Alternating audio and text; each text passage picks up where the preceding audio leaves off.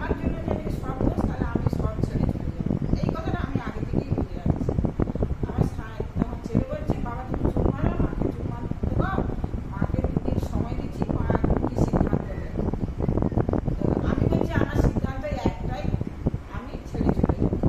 আমি আর মন পাল্টাবো না, আমি সব কিছু ত্যাগ করে আমি ঈশ্বরের কাছে চলে যাবো। আমার জন্য যদি সব ছেড়ে এই বলেছে। সেই দিন থেকে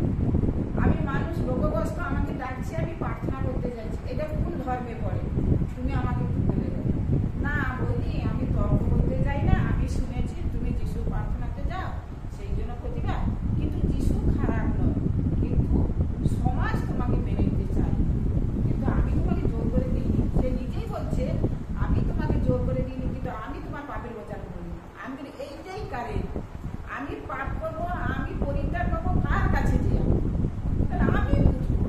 কিন্তু আমাকে গ্রাম চাপ দেয়নি, আমাকে পাড়া ই করে দিবে, এইটাই করছে না। কিন্তু ওরা বলি আমিও সব কিছু বলতে পারবো না, আমি এসেছি তোমার ইচ্ছা, তুমি যাকে ডাকো আমার কোনো আপত্তি নেই। তাহলে সে পাপের বোঝা না নেবার জন্য যদি বামন ঠাকুর এ কথা বলতে পারে আমার কাছে, তাহলে সেই জন্য ঈশ্বরকে আমি খুব ধন্যবাদ দিই যে তুমি আমার সঙ্গে আছো। তাদের মুখ দিয়ে কথা বলছি, যাদের কাছে আমি বারবার যাচ্ছি তারাই আমাকে বলছে তোমার কোনো অপরাধ নেই। আমি তাদের শাস্তিটা আমাকে টেনে দেয়, আমাকে পাড়া ছাড়তে হবে, গ্রাম ছাড়তে হবে, আমাকে এই করতে, আমি মানুষের বিপদে যেহেতু দাঁড়াচ্ছি। তখন আমার ছেলে বললো, আমার স্বামী বললো যে মা গ্রাম মোহ দিচ্ছি, তুমি চার্চে যাও। তার আগে কি হয়েছিল, আমার স্বামী গিয়েছিল তুমি চার্চে যাও, কোনো অসুবিধা নেই। আবার তারপর দিন যখন গ্রামের লোককে জানিয়ে দিচ্ছি, মোড়ল সিদ্ধান্ত নিয়ে নিচ্ছে, একে যদি বলতে গেলে তাহলে ও আইনের সাহায্য দিবে বলেছে। তাহলে আমি আমার প্রভুকে বিশ্বাস করে রেখেছি এবং আইনের সাহায্য নিয়েছি, এবং আমাদের পাস্টার ম্যাডাম আমার সহযোগিতা, প্রথম আগে আমার প্রভু যিশু, এবং আমার বিশ্বাসে আমি তাদের বলে দিয়েছি যে নাপিত আমাদের না কোনো কাছে আমি বলছি তোমার মান্নাপাড়া, তোমার এ গ্রাম কত লোক গিয়েছিল, আর শেষ পর্যন্ত আমি গেলে স্থির আছি, আরাধনা করেছি, তার জন্য চোখে চোখেছি, চার্চে কত দিন মনস্থা হয়েছি, তবে যে তার দর্শন পাই। তো সবাই কি এক ডাকে ঠাকুরকে দেখতে পান? ঠাকুরের কোনো ক্ষমতা আছে? তোমরা বলো না ঠাকুর কেন এক জায়গায় বসে রইবে না? ঠাকুর তো চলাফেরা করে, ঠাকুর তো দেখতে পাবে, ঠাকুর কেন খাচ্ছে না? তোমরা এটাই জানছো না, আর আমি এটা জানিয়েছি বলে আমার উপরে প্রতিবাদ আসছে। আচ্ছা ঠিক আছে, আমার সেই দিন আর আনন্দ পেলাম আমি, মানে এই 2 দিনের কান্নার পরে যেদিন আমি বামন ঠাকুর এসে বলে, সেই দিন থেকে আমি নিজে যেন উল্লাসিত, আনন্দ। সন্ধ্যাবেলা যত লোককে আমাদের নিমন্ত্রণ করেছে, আমি কিন্তু আমার দাদাবুকে বলেছিলাম, আমার ছেলের স্বামী বলছে না এখন থেমে যাও, কেন ওদিকে নিয়ে তোমাকে নিয়ে প্রতিবাদ হচ্ছে, ওরা কিন্তু তোমার আমার বাড়িতে খেতে আসে, আমি আমার বন্ধু হিসাবে তাকে খেটাবো, কিন্তু সমাজে তো জালমুরগি লেগে গেছিল, জালমুরগি এসে খাবার বলবে তুমি চার্চে যাও, আমাদের আপত্তি নেই। আমার স্বামী যখন বললো তুমি চার্চে যাও এ যাও, তারপরে সেই দিন আমাদের বাড়িতে খেয়ে গেল লোক, যারাই আমাকে খারাপ বলেছিল তাদের আমি ডেকে ডেকে খাওয়াইয়েছি, রাস্তায় ডেকে ডেকে এনে খাইয়েছি, খাইয়ে আপ্যায়ন দেখে বলছি দীপালি কি পরিশ্রম করছি, দীপালি সবাই আমি আগে মানুষের সেবা, তবেই যে ভগবানকে পাওয়া যায়। মানুষের যদি নাচটা খেতে দিই সেখানে ভগবান কোনো সন্তুষ্ট হবে না, সেখানে স্বর্গেও তুমি স্থান পাবে না। তাহলে আমার কি অপরাধ? তারাই বলছে সত্যি, আমি মানুষের চোখে দেখিয়ে দিই আমি যিশুর পথে যাই বলে কি মানুষের সেবা করাও আমার অপরাধ? তাহলে আমি মানুষের সেবা করবো, মানুষের সেবা করলে ভগবান হয়ে যায়। আবার আমার স্বামী ছেলেকে বলছি যার খাদ্য নেই তাকে খাদ্য দাও, যার বস্ত্র নেই তাকে বস্ত্র দাও, যার ঘর নেই তাকে আশ্রয় দাও, তবেই যে তুমি। তখন আমার স্বামী ছেলে তো অবাক হয়েছে। এরপরে আমি পুরো মানে ফোনের সাহায্যে আমার আগে যদি একটু কম করে প্রার্থনা করতাম, এখন ঘরে জোর জোর করে প্রার্থনা করি, এবং মানে আমার বোনরা যে ফোনের মাধ্যমে প্রার্থনা করে সবাই শুনুক, কানে শুনুক আমি কি বলতেছি, আমি কারকে খারাপ কথা বলতেছি না ভালো কথা বলতেছি বলে এখন আরো দ্রুত আমি সাহস পেয়েছি। যিশু আমাকে বলেছিল যে ভয় করো ভয় করো, দাদারা পাঁচটার কত পাঁচটার খালি খালি, আমি তখন নিজে নিজে প্রশ্ন করতাম, আগে কথা বলছি আমি ভয় করবো কেন? আমি তো যিশুকে বিশ্বাস করি, আমি তাকে দিব্যি আছি, ভালো আছি, মানে তখন তো প্রথম জীবনে পারি যে বিপদ আসছে, তারপরে মধ্যে জীবনে তো কোনো বিপদ নেই, তখন বুঝতে পারিনি যে যিশুকে ভয় করতে হবে। এখন বলছে আমি ভয় করবো কেন? শয়তান কিছু আমাকে চাপ দিচ্ছে, আমি যে চাই যিশু আমাকে ছেড়ে যেন না যায়। আমি মন এখন ভালো, পরে মন কি হবে শয়তানের বলমনে যদি পড়ে যায়, এই জন্য আমি ভয় করতেছি প্রভু যিশু আমার মৃত্যু পর্যন্ত যেন আমার সঙ্গে সঙ্গে থাকে। এবং আমি গ্রামের সাথে লড়াই করছি, আমার বিয়াদির সাথে লড়াই হচ্ছে, আমার স্বামীর সাথে লড়াই করছি, আমার জীবনে লড়াই করে করে আমি এখানে পৌঁছেছি। তবে এই দিনটা দেখার জন্য এবং ধরে রাখতে যেন পারি, আমি চাই জীবন মুকুট পেতে এবং অনন্ত জীবন এবং পরিত্রাণ। আমি সবাই কাছে পরিত্রাণ কে দিতে পারি, সেগুলো মানুষ শুনতে চায় না। অনেকদিন পরে আমি সেদিন এই সপ্তাহের মধ্যে আমার অনেকেও কাজ হয়ে গেছে, আমি লোকের বাড়িতে কাজ করতে যাই, অনেক সময় অনেক কাজ করি, কিন্তু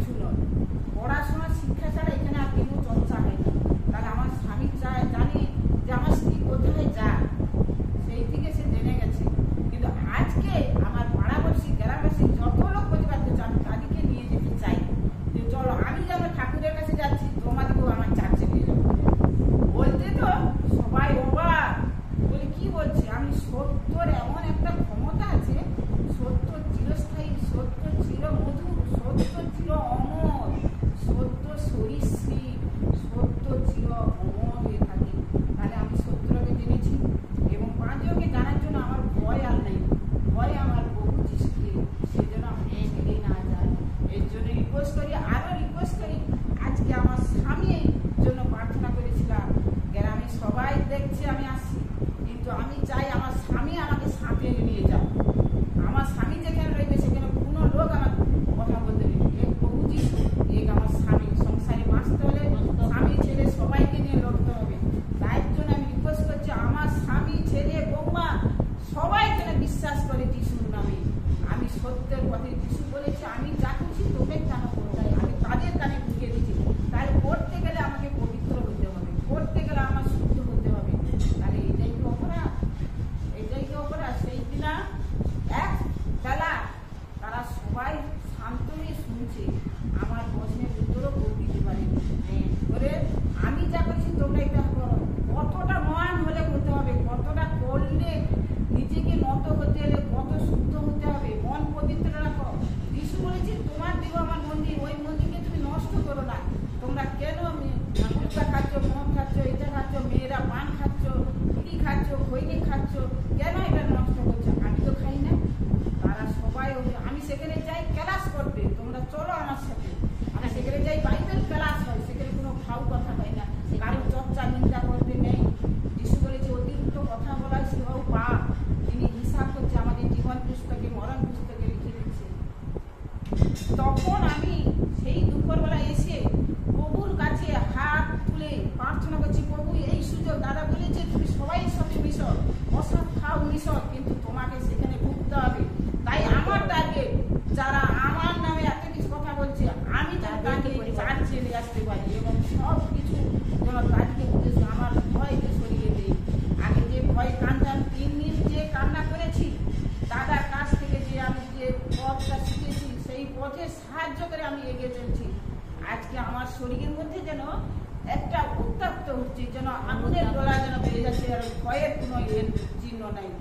এখন আমাকে দেখে লোক বলছে কালকে কাজের কল আসবে, কাল বলছে তুমি কাজ করবে না, আমি শনিবার। কেন তুমি কাজ করবে না? আমি শনিবারে কাজ করবো না, তারপরে দিন আমার কাজ করবো, শনি বিকালে দাও। আমি আজকে প্রার্থনা হবো, দেখুন তারা নিচের দিকে মুখ করে দিচ্ছে। আমার কি দোষ তাদের বলবে? অন্যায়কে আমি প্রতিবাদ করি, অন্যায়কে আমি কোনো আশ্রয় দিই। এই জন্য ঈশ্বরকে ধন্যবাদ, এবং আমাকে সত্যের পথে লড়ার যে ক্ষমতা দিচ্ছে ঈশ্বরকে ধন্যবাদ। তার জন্য ধন্যবাদ আমার ফ্যামিলি এবং আমার গ্রামবাসী। যত লোক দেখছে সবাই নিচের দিকে মুখ করছে, কিন্তু আমি উপর দিকে গ্রাম আমি ঘুরতেছি এই কদিন। আগে কিন্তু আমি ঘুরতাম, এখন আমার সাহস ঈশ্বর দিয়েছে, আমি সকাল হলে ঘুরি। বউ আমার সামনে যখন বলবে আমি যিশুর বাক্য বলবো, যিশু বলছি বাক্য জীবন। আমি বাক্যদের মধ্যেই আছি।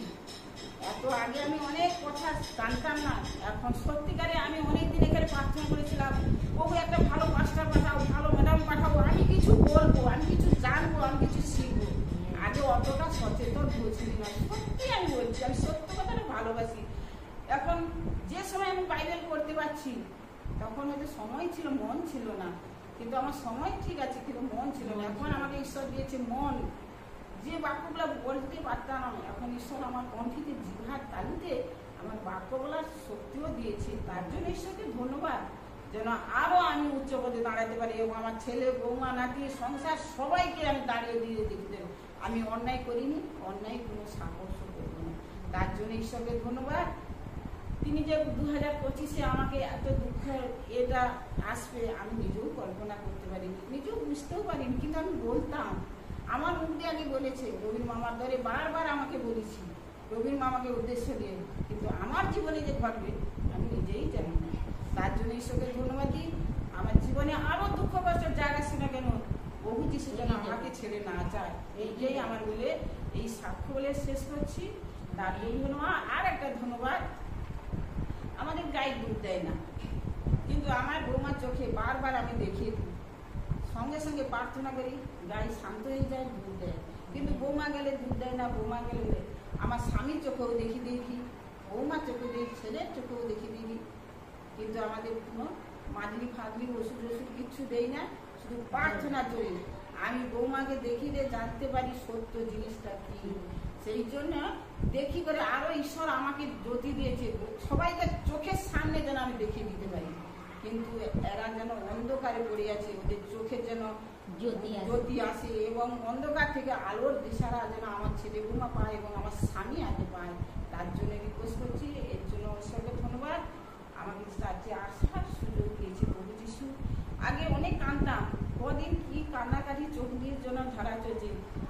যেন আমি পবিত্র বাইবেলের আরও সন্ধান পেয়ে গেছি। ঈশ্বর আমাকে আরও শক্তি, সাহস, বুদ্ধি জ্ঞান দিচ্ছে।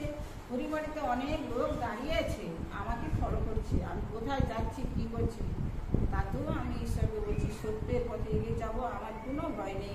আমি জীবন্ত ঈশ্বরের আরাধনা করি, আমি মৃতদের নয়। তার জন্য আমার রিকোয়েস্ট, দাদা বলি যেখানে যাও না কেন ফোনের মাধ্যমে যেন আমাকে যোগাযোগ করে, এইটাই আমার রিকোয়েস্ট। হয়তো তাদের উল্টা হয়ে যেতে পারে, কিন্তু আমি চাই যেখানে যাক না কেন তারা আমার সাথে একটু যেন ফোনে যোগাযোগ করে। আর কিছু না, হয়তো আজ আছে কাল থাকবে না, কিন্তু আমাকে সমাজ নিয়ে এই করে চলতে হবে, লড়াই করতে হবে। কোন পদে পড়লে আমি লড়াইয়ের পথ দেবো এটা তো আমি জানি না, কিন্তু পরপর জানতেছি, কিন্তু আরো গভীরে কিছু আছে। দাদা যেগুলো জানে আমরা তার নিজেদের পরিচিত জানি না, কিন্তু এখন একটু একটু শিখে শিখে প্রত্যেকদিন একটা একটা পথ করতেছি, প্রত্যেকদিন মুখস্থ হয়েছি, মনে মনে রাখতেছি সংসারে চাপে, কিন্তু যতটা পারতেছি চেষ্টা করছি। এই জন্য আমার ঈশ্বরকে রিকোয়েস্ট এবং দাদাবুকে রিকোয়েস্ট, যারা উল্টার হয়ে যাক, কিন্তু আমার ফোন নম্বরটা যেন মনে না পড়ে, এইটাই আমার রিকোয়েস্ট, আর কিছু নেই। এই বলে আমার সাক্ষ্য শেষ করছি। আমেন।